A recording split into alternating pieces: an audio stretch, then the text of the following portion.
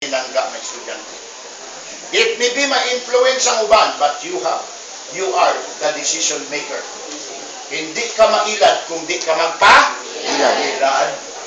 Di na ito dati pahid. Kasi di kuhan mang good ko. Ikaw ng desisyon. May part ka sa decision making.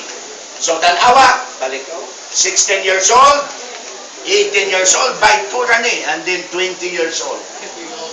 Tanawa ang sitwasyon. Grabe mo, kaon o kuwan. Ako sa una, grabe ko kaniwang.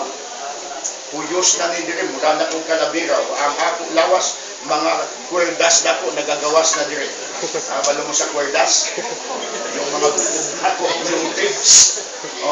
Gagmayan, iwang ko kaayo. Wala yun, walang vitamin na magpabilin. Kaunon tananak sa duga. Pati utok mo, kaunon niya. Masira na lang ang kinabot mo. So, maupaning isa sa spread of HIV and hepatitis. And then, ang epekto ni Ani is hallucination and nervous breakdown. Kung nang masira na ulo mo. And then, marami ka nang ma-imagine na mga horror, mga unsa pang dautan, hallucination. And then, mga demonic disturbances. Makadungog mo sa mga drug addicts nga nakakakita sila ng mga images nga dili nato makita sa normal nga pamamaagi.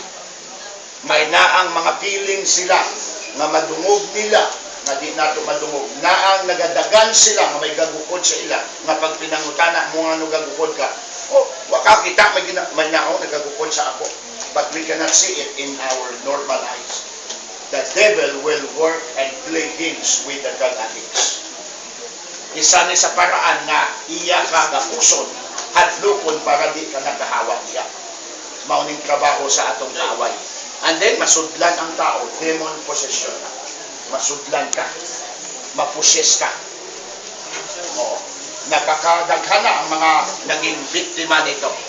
Another, and then, makabungkag o bulsa, panimalay. Mga pamilya nga mag-separate, magbuwag tungod kay dependent either ang papa or ang mama. Daghan mga kaso ni ani karon ng mga nabiyaan ng mga pamilya tungod ni ani. And then physical diseases and disorder. Mamatay ka pa, dako ka gastos mo sa ospital o sa rehab. Mailang kung ma-rehab ka pa, kung beyond rehabilitation ka na, so gastos na lang ka ng gastos. And then, ang mga tambal nga idapat sa imo, dili po epekto, mo epekto. Kay beyond healing ka na. Ayun na, mental insanity. May panghuna-huna ka na. Kini dili ko madutla ni ani ba? Dili ko madutla ni ani. Tulayan ko. So, maunang nahitabo. And then, sa mga ladies, again, dili ni pang paano sa inyo ha, para lang maedukar ka mo. May birth defects, may apekto, hindi lang kita di ay ang maigo, pati ang bata nga gisabak na to. Kung naatang nagapaagi ta. Another one. Tanawa, mga may tabo, ang uban ay mabuhi pa, pero it takes $1 million para maopera. Ang uban, dili na. So yan ang mga epekto ng mga droga. Okay lang ka, nalipay ka, pero ang anak mo magdusa hangtod-hangtod tungod sa salak mo. Pero mo, lain ang magdusa. And then malipay ka ba, tanaw mo anak mo, wala kamot. Ulihin ang pagmahay. Brutal murder. Drug syndicate, gang war in Mexico 2013. Ayun ang mga maunaning na biktima nila nga gampod, nagipamatay nila, ilag yung ipang putlan o kamot tiil ulo. Ayun ang mga tiil ulo.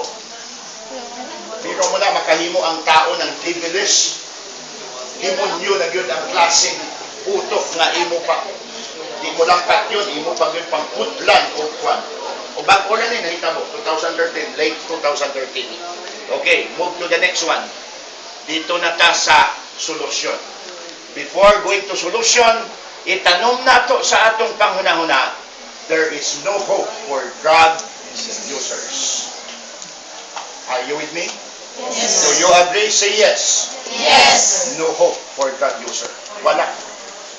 Di man unta na ako ni trabaho, unsa man pakialam ko sa inyo because ngano ginabuhat namo ni we're concerned for you.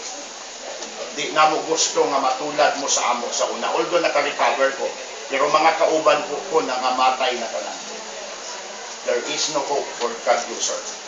Asa kapadong kamatayon ra gyud ang adtuan